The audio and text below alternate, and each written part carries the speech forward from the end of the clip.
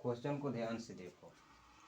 एक व्यक्ति ने एक बैंक में 6,000 रुपये 5% वार्षिक साधारण ब्याज पर जमा किया। एक अन्य व्यक्ति ने 5,000 रुपये 8% वार्षिक चक्रवृद्धि ब्याज पर जमा किया। 2 वर्ष बाद, कितना वर्ष बाद भाई? 2 वर्ष बाद इसके ब्याजों का अंतर क्या होगा? 2 वर्ष बाद इसका ब्याजों का अंतर क्या होगा? तो इसमें हमें साधारण ब्याज और चक्रवृद्धि ब्याज दोनों निकालना होगा। ठीक है, इसमें हमें साधारण ब्याज और चक्रवृद्धि ब्याज दोनों निकालना होगा।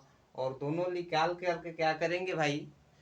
साधारण ब्याज और चक्रवृद्धि ब्याज का अंतर कर रहा है तो साधारण ब्याज में से चक्रवृद्धि ब्याज को माइनस कर लेंगे, जो आएगा वही आंसर हो जाएगा। ठीक है, तो आइए करते हैं।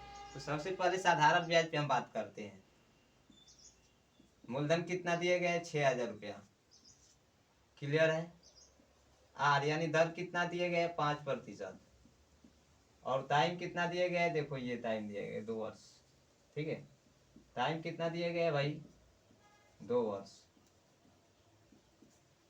अब एक बात ध्यान से सीखो कि साधारण ब्याज बराबर फॉर्मूला भी होता है, मूलधन गुणे दर गुणे समय बटा 100। ठीक है, तो हम लोग फॉर्मूला की यूज नहीं करेंगे क्योंकि हम लोग बेसिक आदमी है ना।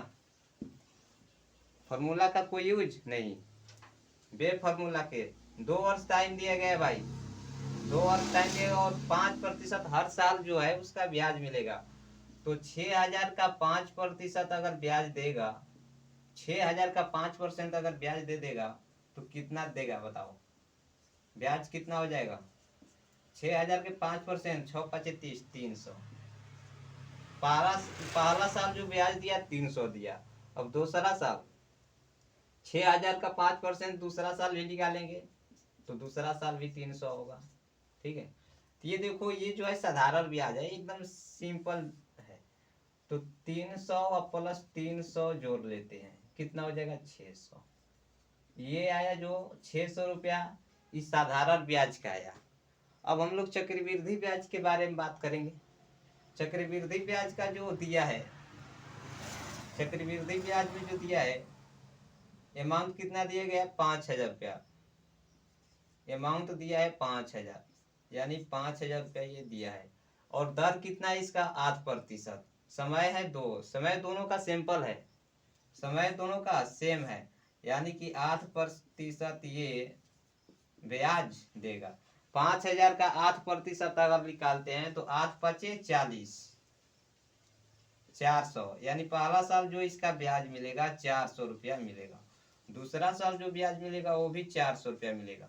जो लोग अभी तक से चैनल को सब्सक्राइब नहीं किए हैं वो चैनल को सब्सक्राइब कर लें। ठीक है, तो 400 ब्याज मिल गया भाई। जब हम मूलधन का ब्याज ले चुके हैं 400 रुपये, 400 रुपये यहाँ भी मिल गया, 400 रुपये यहाँ मिल गया। ठीक है, अब देखो ब्याज का ब्याज लेंगे।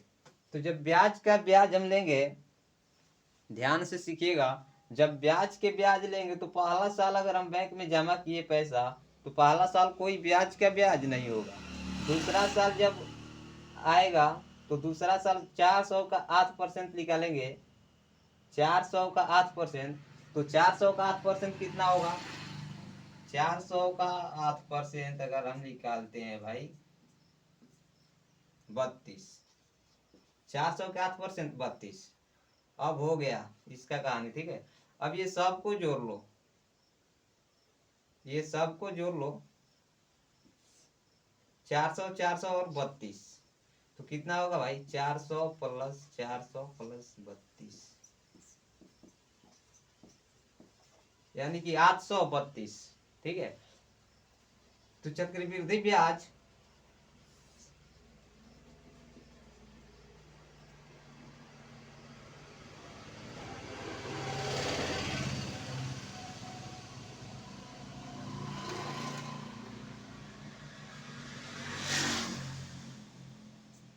चक्रवृद्धि ब्याज माइनस साधारण ब्याज, क्योंकि अंतर कह रहा है क्वेश्चन में। ठीक है, तो चक्रवृद्धि ब्याज माइनस साधारण ब्याज। तो चक्रवृद्धि ब्याज जो हमारा भाई निकल के आया, चक्रवृद्धि ब्याज जो निकल के आया वो 832 आया, और साधारण ब्याज जो निकल के आया वो कितना आया? 600। ठीक है, साधारण ब्याज 600। अब दोनों का अंतर का आ रहा है तो बस हो गया काम। कितना बच जाएगा? 232। यानी ये हुआ क्वेश्चन का सही आंसर। ठीक है, तो जो लोग अभी तक से चैनल को सब्सक्राइब नहीं किए हैं चैनल को सब्सक्राइब कर लें।